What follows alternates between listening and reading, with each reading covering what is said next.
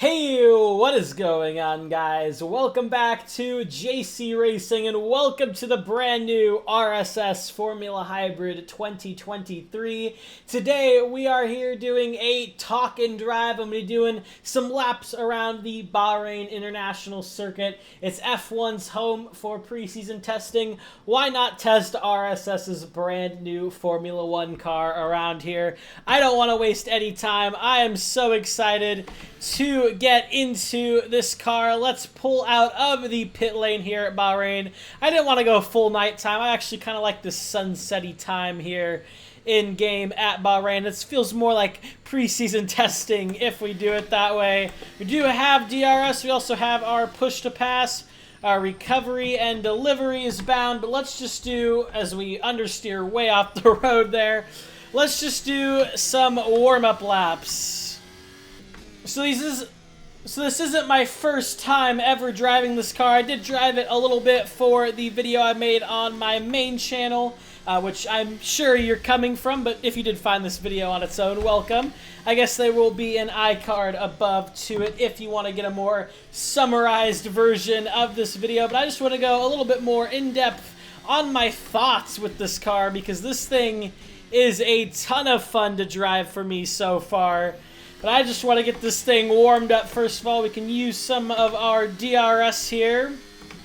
And something we can definitely look into when I start pushing the car is I thought it felt a little bit forgiving in my initial drives with it. I felt like I could really just kind of just really stomp on the power. I mean, we are on soft tires, and if the tires are warmed up, you know, it's definitely not like you're really having to coax the car, but there should definitely be times where you can get the car sideways. Let's see here. Let's do an initial little lap and see what we can get.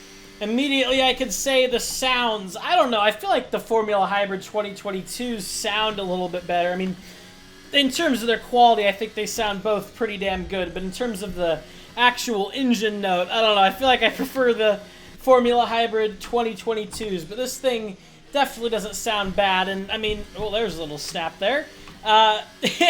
You know, it's not super easy to get the V6s in an F1 to sound super good. I'm kind of babying this car a little bit.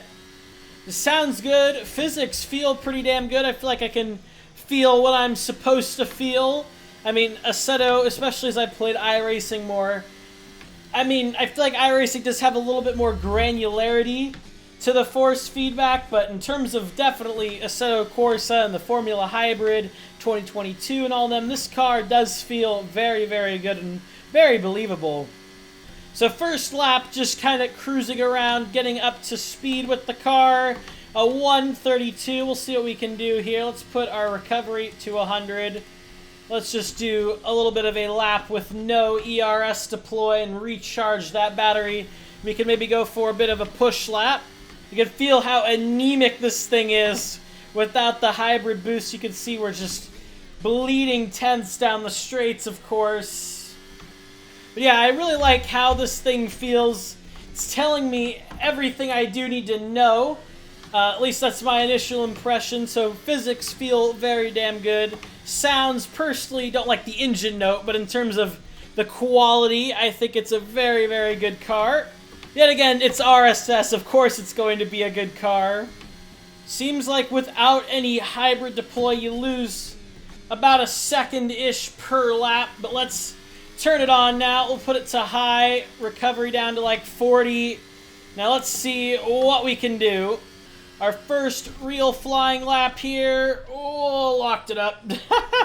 That's no good, god damn it. I thought I could break it the 100 there, but I guess it's maybe a little bit earlier. Through the S's here, car's gripping up about as good as a 2022 F1 car should. Doesn't have as much downforce, of course, as the older cars. But this thing definitely feels quite good. Let's see here, brake there we go. Oh, a little bit of understeer there. This is just on the default setup, I should add, and we do have 50 liters of fuel in the car, so about half full tank, and just default setup, so I'm sure you could definitely get this car to feel a lot better. I might do a little bit of setup tweaking later on. But coming through the final corner here, getting on the power, we're going to be about 8-ish tenths up. Okay, I guess 7 tenths up. Oh, we're out of ERS, that's why. Alright, well, we didn't run out of energy, we just ran out of the deploy allotment for the lap there, so I guess we'll have to turn it down one notch maybe. But still to a 132.3, I think if we could get down into the 131s, that would be pretty damn good. This thing feels very, very good. Oh, first spin. Dang it. Okay, so, I mean, that corner has always been a bit tricky to get on the power with, and that definitely carries over to this car.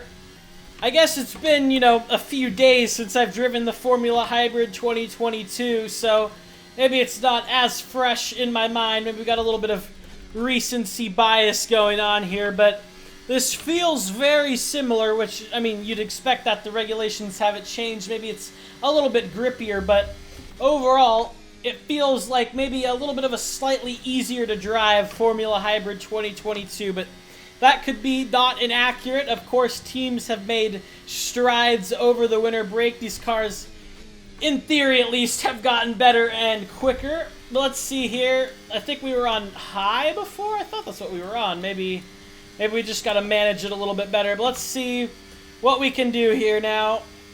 Brake a little bit earlier there into T1. There we go. Roll it through. Get on the power as best as we can. So I think I can be a little bit more aggressive through there. Usually in the Formula Hybrid 2022, I know it's pretty easy to lose traction through that little left-right flick. Through the S's here. I feel like I don't have the right line. I feel like there's got to be a way to push that a little faster. I don't know. Oh, I should be in first gear through there. I really messed that up. Alright, this was just an overall slower lap, so let's put our recovery down and try to build up some ERS again. We can try again on the next lap. Alright, here we go. Let's see what we can do. ERS down. Deployment on high. Let's see what we can do here. Get a little DRS going. Down into T1. Brake. There we go. That was a lot better of a braking zone through there. There we go. Got the power down a little bit more aggressively through there as well. Trying to get on the power as early as I can there, but I guess that even lost me out a bit. Turn it down to balanced here so we don't run out by the end of the lap. This is where we'll probably gain a fair chunk of time, though it's really bleeding it through there. Yeah, we're out of ERS. Dang it. I think we had a little bit more. That's down 3 tenths at least, so we're into the 31s barely, but we could definitely do better. I think I'm going to make some setup tweaks to it now. Alright, so we just have 20 liters of fuel in the car now, and I just softened the front ARB. Maybe it'll give me a little bit more bite into the corners, and aero and suspension, everything like that. I haven't really touched, so let's turn our recovery back up and put this on no deploy. Actually, I mean, I guess we could do that on our warm-up lap. And then we'll see here what kind of final time we can get. Alrighty, here we are. I think we're going to leave it on balanced for this lap. And see how much ERS that uses, but got on the power there, I think, pretty well. Let's be quiet and see what kind of time we can do.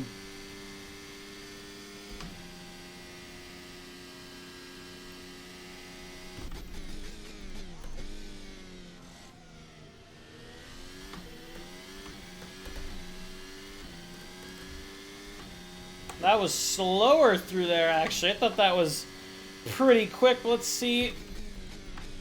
Maybe we can make it up on other parts of the lap.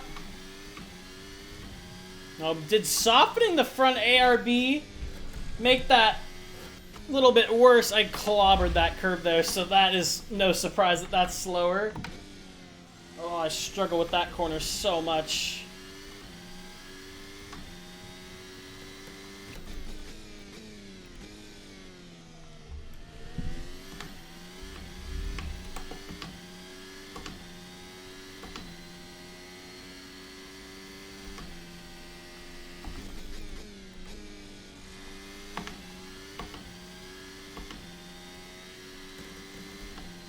I think part of the time difference might also be the ERS deployment.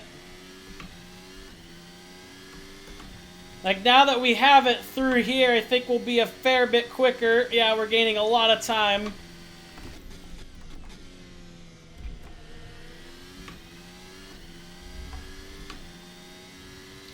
Well, I think pretty much sheerly because of ERS, we gained another 0.3. So mid-31. I think I'll take that. I know that's probably not super duper quick, but I still definitely need to get used to these cars, and it's been a minute since I've really lapped in Assetto, so I also kind of got to get back used to how this sim drives. But super cool car. Feels very good. I think it's a great car. It's $5 pretty much USD. I think it's worth it. Of course, if you're an F1 fan, this thing is probably going to be a no-brainer pickup. It's RSS. It's absolutely fantastic. This thing is a blast to drive. I just want to get a little better at driving it. Thank you so much for watching this video. If you did enjoy it, a like and a sub would mean a lot. And I will see you all in the next one. I'll see you tomorrow, actually, hopefully, and on Sunday for the open lobbies with this car. And we'll learn to drive it a bit better there, hopefully. Thank you for watching, and I'll see you all in the next one. Have a good one, guys.